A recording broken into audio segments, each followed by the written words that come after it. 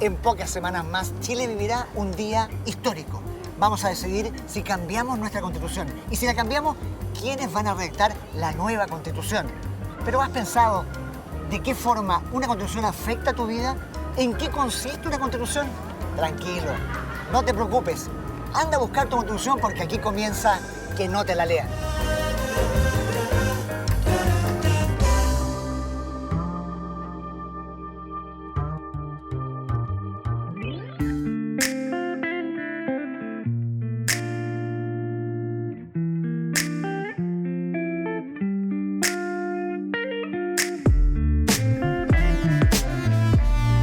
Hola, ¿cómo estás, Sebastián? Marcelo. Gracias por estar con nosotros. Gracias por la invitación. Me saco ahora la mascarilla. Tú sabes que estamos a 2 metros y no tenemos ni un problema de conversar. Ando para todas partes con mi Constitución. Muy bien. Yo también ando con la mía. mía. ¿Pero la carreo no va? Es solo para hoy día entender bien. Hay que revisarla. Sebastián, sé que tú eres abogado, constitucionalista, experto. Y espero que me aclares todas las dudas que yo tengo y que mucha gente también tiene y que necesita aclarar pronto. Quiero partir por una cuestión muy general. Tú sabes, a mí me gusta esto. ¿Por qué un país necesita tener una constitución? ¿Hay países que no tienen constitución para empezar? Hay países que no tienen constitución escrita, pero la gran mayoría hoy día sí tiene una constitución escrita y en general sí existe en cualquier país una estructura del poder y una carta de derechos, un catálogo de derechos, que eso es lo que tiene y en general lo que hace la Constitución desde hace 200 años por lo menos. Ya, ese es como si uno tuviera que definirlo en 2 palabras, eso. Ya, y Chile entonces ha tenido constituciones varias. Desde su independencia Chile siempre ha tenido una constitución, a veces ha durado muy poco como al inicio de la independencia, pero a partir de 1833 hemos tenido 3 constituciones. 3 constituciones. ¿Y hay algún elemento que se haya mantenido en todas esas constituciones? Claro que sí. Si uno mira esta Constitución, lee algunas frases, incluso artículos completos que vienen de la Constitución del 33 y que se han mantenido. Es decir, esto es una evolución histórica donde hay cambio, por supuesto, hay cosas nuevas, pero también hay cosas muy antiguas. Ya, y de las otras, de las que llevan mucho tiempo, ¿cuáles son las centrales? ¿Cuáles son las que donde se basa todo? Bueno, yo creo que tenemos que partir por el principio. El capítulo primero se llama Bases de la Institucionalidad y ahí están principios que vienen desde hace mucho tiempo. Por ejemplo, que Chile es un Estado unitario. Por ejemplo, que Chile es una república democrática. Por ejemplo, el principio de Estado de Derecho que le llamamos, que está en el artículo 6 y 7. O también la soberanía popular, es decir, que el pueblo ejerce... Los votos, ya. Así es. Y eso nos acompaña desde hace mucho tiempo. Chile es un Estado unitario y por lo tanto no es federal. Ya, y es una definición que nos diferencia, por ejemplo, Argentina, de Brasil, de México, de Estados Unidos. Así es. Y el tener una... No es que quiera proponer esto, pero el tener un Estado federado le da más independencia a las regiones, ¿no? Efectivamente, tener un Estado federado implica que en las regiones es como un Estado y por lo tanto tiene un poder judicial, tiene un poder legislativo, tiene un poder ejecutivo que se confedera, se une a otros estados y forman un gran estado federado, que es lo que pasó en Estados Unidos, lo que pasa con las provincias argentinas y, como decías tú, Brasil y México. Ya, y aquí hemos andado siempre hemos tenido a Santiago como el centro del poder político, jurídico, administrativo. Es decir, las regiones o las provincias antiguamente no conformaban un estado, sino que eran parte del mismo estado que era Chile. Ahora, Sebastián, tú definiste la Constitución y ocupaste la palabra derechos como algo central. Y es una palabra que se ha repetido mucho últimamente, los derechos que están en la Constitución. ¿Cuáles son los más antiguos que están? Claro, ahí tenemos que ir al capítulo 3, al artículo 19, y quizás también en el capítulo 2, pero los derechos más antiguos son, por ejemplo, el derecho de propiedad, la privacidad, la libertad de imprenta, que hoy día le llamamos libertad de expresión, la libertad personal, es decir, para moverse por Chile, circular libremente por Chile. Esos son los derechos y algunos otros que fueron consagrados en la Constitución del 33, en 1833. Y luego se incorporó en 1874, durante el siglo XIX, el derecho de asociación, el derecho de reunión. Y durante el siglo XIX, entonces, nuestro catálogo de derechos fue acotado, pero pensando principalmente en derechos individuales, el tuyo y el mío. Perfecto. O sea, hay un concepto que ha dado mucha vuelta últimamente y tiene que ver con los derechos, que lo mencionaste, el derecho a la propiedad. ¿En qué consiste el derecho a la propiedad? Bueno, la propiedad está consagrada en las constituciones de Chile desde el inicio, porque son esos derechos de primera generación, que se les denomina. Y el derecho a la propiedad es que, en primer lugar, tu propiedad es inviolable y si eres expropiado te tienen que pagar una indemnización. Ya. Es la protección de aquello sobre lo cual tú eres propietario. Ya, y ahí el bien común versus el bien individual no choca. Por supuesto, eso está en la Constitución en lo que se denomina la función social de la propiedad. Ese equilibrio entre el interés colectivo y el interés individual debe resolverse por el legislador en cada caso concreto o por los jueces según si hay controversia. Y lo importante es que cuando se prefiere el interés colectivo y por lo tanto te quitan tu propiedad, te tienen que indemnizar. Ya, o sea, el caso más claro es el de una casa que está en medio de una parte donde hace un camino. Se puede expropiar, pero hay que ponerse. Oye, y por ejemplo, y la privacidad, porque también hay un derecho a la privacidad. ¿A qué consiste? Que uno puede estar tranquilo en su casa, en que entre alguien a mirarte, a hacer cosas. Bueno, eso es muy interesante cómo ha evolucionado ese derecho, porque la privacidad iba junto con la inviolabilidad de las comunicaciones. Antiguamente eran las cartas, hoy día son los correos electrónicos, sí, los llamados telefónicos, y es que el derecho te resguarda una esfera que es íntima tuya, donde otros no pueden entrar. Y tú decides entonces quién entra a tu hogar, a tu vida privada, o quién puede leer tus correos electrónicos, o saber de tus llamados telefónicos. Ya. Esa privacidad es un derecho que también nos acompaña desde hace mucho tiempo. Y que se ha prestado para mucha discusión, especialmente en el mundo de la gente famosa, por ejemplo, que no se sabe dónde termina lo privado y dónde comienza lo público. Lo que pasa es que crecientemente vivimos en una subjetividad de la privacidad, porque incluso yo puedo decir que tengo una esfera de privacidad en un ambiente público, como en la calle. Claro. Y es lo que se denomina el derecho a la propia imagen. Sí, es interesante lo que pasaba, ¿te acuerdas con las fotos radares? Por ejemplo. Que la gente decía que era inconstitucional porque yo podía ir con alguien que no quiero que nadie sepa que voy con esa persona. Así es. Por lo tanto, y yo creo que ahí hay privacidad también. En estos globos de vigilancia pueden cuidar y proteger la seguridad, pero no pueden vulnerar tu privacidad y poner esas fotos o esos videos en cualquier parte. Oye, la libertad personal, ¿por qué está consagrado en forma particular? ¿A qué se refiere eso? Bueno, eso se refiere a dos cosas básicamente y también desde hace mucho tiempo. La primera es la libertad de circulación, es decir, que tú te puedes mover por Chile libremente en los lugares públicos. Y la segunda es que tú también eres libre de que te tomen preso, de que te metan en una cárcel que no es una cárcel pública. En el fondo es también tu seguridad personal ante la persecución penal del Estado. Está consagrado que eso no puede ocurrir. No, por supuesto, y está detalladamente consagrado en el 19 número 7. Oye, pero todo esto estaba pensando por eso todo esto de trasladarse por el país, a propósito de la pandemia y a propósito de los estados de excepción, ponen una cosa y dicen, de aquí para allá no puedes pasar. O sea, todo puede ser en ciertas circunstancias modificado. Así es, los derechos se suelen balancear. Entonces el derecho, por ejemplo, a circular, bueno, obviamente tiene algunas limitaciones.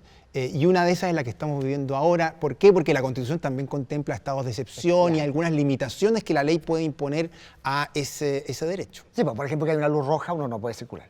O por ejemplo en Isla de Pascua, tú no puedes ir y vivir ahí pese a que eres chileno. ¿Por qué? Porque hay unas reglas especiales para...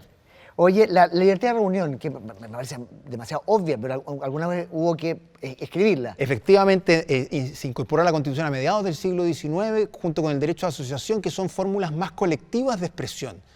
Ya no son solamente derechos individuales, como la privacidad o la libertad de locomoción, sino que también reunirse, asociarse y expresarse de esa forma. ¿Y la libertad de votación? Eso también es... Bueno, desde el principio el constitucionalismo ha reconocido el derecho a voto, y lo ha ido ampliando en el tiempo. Por ejemplo, al principio las mujeres no votaban, para votar había que tener cierto patrimonio en el siglo XIX, pero hoy día ya votan todos los mayores de 18 años, salvo excepciones, pero también va junto con el derecho a ser elegido, es decir, lo que nosotros que somos parte de una comunidad política que es Chile, podemos elegir y ser elegidos si cumplimos ciertos requisitos. Claro, necesita tener ciertas cosas, la edad ahí, no haber estado, por ejemplo, en el caso, me imagino, no haber estado, no estar preso, por ejemplo. Por ejemplo, no haber algunas limitaciones también por haber cometido ciertos delitos para los parlamentarios, por ejemplo, tienen que algunos de ellos haber residido en la región en la cual le están representando y así una serie de... Ya, y de lo más nuevo, de los derechos más nuevos, el derecho a la educación no es antiguo. Bueno, el derecho a la educación nace como derecho a la educación así tal cual, en la Constitución de 1980. En la No te Constitución, puedo creer. así es. En la Constitución de 1925 había un mandato del Estado a preocuparse de la educación, así como también había un mandato del Estado a atender la salud, pero no como derecho propiamente tal. Pero los profesores de Derecho Constitucional solemos enseñar que la Constitución del 25, a través del constitucionalismo social, fue incorporando estas demandas ciudadanas y estos bienes jurídicos como derechos. Que son cosas que estaban pasando en todas partes del planeta. Por supuesto. Hay que decirlo.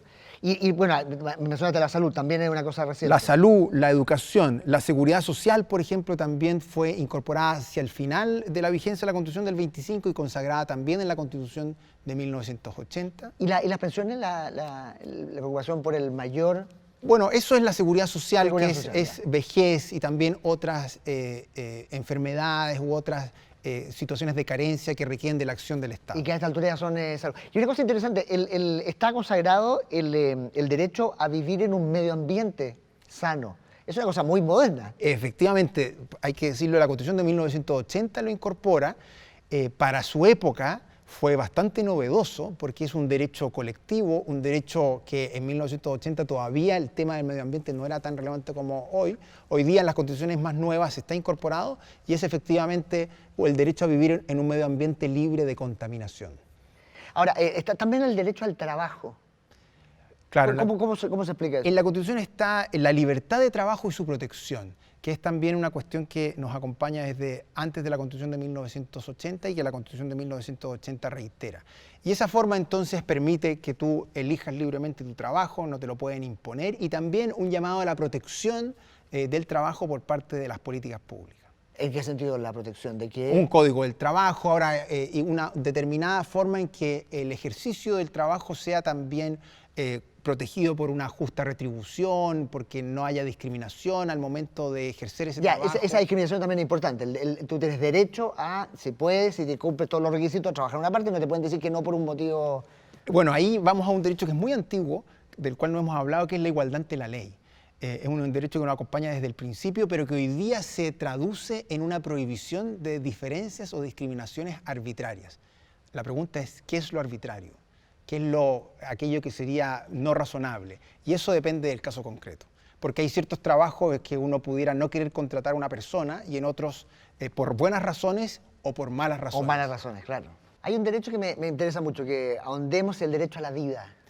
Ese es un derecho que me imagino que está desde que el país es país, ¿no? Claro, eso pensaría uno, Pero porque no es así. Se incorporó a la Constitución en 1980. Antes siempre había protección a la vida y el constitucionalismo nace como también una protección a la vida, pero se consagró expresamente a partir de 1980. ¿Y en términos concretos qué significa? Bueno, que está en la Constitución, antes no estaba, pero igual había protección a la vida y que yo puedo presentar un recurso de protección para proteger mi vida. Porque siento que está en peligro. Porque siento que está en peligro, claro. Y el Estado tiene que... Bueno, eso también es más complicado porque... es muy difícil asegurarlo. Claro, porque la vida, cuando tu vida está en riesgo, uno puede recurrir a muchas formas del derecho para proteger la vida, el derecho penal y otras formas, pero esta cláusula permite, por ejemplo, que algunas personas en huelga de hambre haya una discusión si es que deben o no alimentarse. Porque el Estado debiese proteger su vida. Y lo mismo que el Estado debe financiar eventualmente medicamentos de alto costo para personas cuya vida está en riesgo. Es toda una discusión judicial muy ¿Qué es lo que tú decías hace un rato? De a partir de una norma general que es la Constitución, hay que empezar a discutir ya el detalle de casos muy particulares. Claro, la Constitución siempre tiene principios, así como, por ejemplo, maneje con prudencia. Pero al momento de aterrizar ese principio, bueno, ¿qué es con prudencia en este caso concreto? Es donde entran los jueces y donde entra la discusión jurídica. Y se han seguido sumando, me imagino. Claro que sí. Las mujeres han conseguido un montón de derechos que antes no tenían. Bueno, desde el principio siempre la igualdad ante la ley fue, y todos los derechos eran para hombres y mujeres. El punto es que recientemente la Constitución de 1980 y reformas posteriores ha ido expresando con mucha mayor claridad la igualdad entre el hombre y la mujer. Ahora, me imagino que en la discusión de la posible nueva constitución puede aparecer otros derechos que la gente quiere incorporar a esto, pero que esté en la constitución, por ejemplo, algunos de los que tú mencionaste, ¿cómo yo exijo que eso, qué pasa si siento que no se me está dando, el Estado no me está dando algún derecho? Bueno, todas las constituciones, sobre todo en las últimas décadas, las constituciones han también tenido mecanismos para asegurar esos derechos, que normalmente implica reclamarlos a tribunales. Aquí en Chile le llamamos el recurso de protección y el recurso de amparo. También la posibilidad de reclamar al Tribunal Constitucional, es decir, en el Poder Judicial y en el Tribunal Constitucional se intenta, o al menos eso es lo que establece la Constitución, buscar la satisfacción de los derechos. O sea, por ejemplo... Pero un segundo, no hay que olvidar que la mejor forma de satisfacer los derechos no es solo a través de los jueces, sino que a través de la política, es decir, de los órganos democráticamente electos que van dictando políticas en materia de educación, salud y tantas otras para satisfacer derechos. Ya, hay una cosa importante porque yo creo que la gente se confunde mucho entre lo que dice una constitución y lo que dicen las leyes, ¿no? El código civil, el código penal. ¿Cuál es la relación que existe entre ambos? La Constitución es norma suprema. Está en la cúspide, decimos nosotros los abogados, de la pirámide normativa. Es decir, está en lo más arriba de la pirámide. Todo lo que está bajo la Constitución, las leyes, los decretos y reglamentos, tienen que estar conforme a la Constitución. Perfecto, de acuerdo a la ley en contradicción a... Efectivamente, y eso es la característica esencial de toda Constitución desde el inicio de las Constituciones, que es norma suprema. Es decir, que vincula al resto de las normas jurídicas de un país. Ya, y por eso si de pronto se genera una ley que pudiese vulnerar algo que está por encima, alguien dice, en momento, así es. Esto lo está haciendo bien. Ya, pero si un ciudadano común y corriente, por ejemplo, yo me da por armar un diario, no sé, siento que es un buen negocio, estaría equivocado, pero por ejemplo, y yo siento de que alguien me está coartando mi libertad de expresión. ¿Cómo hago? Bueno, puedes recurrir a tribunales y reclamar la vulneración de ese derecho. Hoy día se suele utilizar la vía del recurso de protección, pero hay también otras fórmulas para recurrir a tribunales e impedir que te limiten ese derecho. Oye, el derecho a, por ejemplo, exigir esto, ¿está consagrado también por la Constitución? Bueno, durante el siglo XX se han ido incorporando también otros derechos. El derecho al debido proceso es un derecho antiguo en nuestro derecho constitucional. Y ese es un mecanismo para exigir, o es un derecho que permite reclamar, entre otras cosas. Que no nos solo encanta. Reclamar. Por supuesto, es un derecho, el viejo derecho de pataleo, que no está constitucionalizado tal cual, pero sí la posibilidad de reclamar, de apelar, de recurrir a los tribunales para que tu pretensión se vea resuelta o al menos se juzgue al respecto. Perfecto. Entiendo entonces de que las constituciones, especialmente en países, somos un país más o menos reciente, pero que se van armando en torno como a capas, ¿no? Una primera capa, una segunda capa, es como capa de pintura. Es verdad. Por ejemplo, si miramos el siglo XX, la Constitución del 25 incorpora algunos derechos que nosotros denominamos del constitucionalismo social, como el derecho a educación, la protección de la salud, cuestiones vinculadas con el trabajo y la seguridad social, eso ya posterior en algunas reformas de la Constitución del 25. Y después la Constitución del 80 vuelve sobre esos temas. Y así, si la Constitución del 25 hablaba de la educación primaria obligatoria, la Constitución de 1980 habla del derecho a la educación, del derecho a la protección de la salud. Es decir, es una evolución esto. Como dices tú, son capas de pintura que se van estableciendo sobre el pacto político fundamental que es la Constitución. Bueno, Sebastián, genial. Hemos avanzado mucho y yo creo que nos quedan un montón de cosas de conversar. Recuerden ustedes que pueden seguir más a fondo porque la idea es que no te la lean y pueden ingresar a portalgremial.cchc.cl y ahí leer la Constitución, avanzar. Nosotros vamos a seguir en un próximo capítulo con Sebastián Soto hablando de la Constitución para que no te la lean. No se lo pierdan.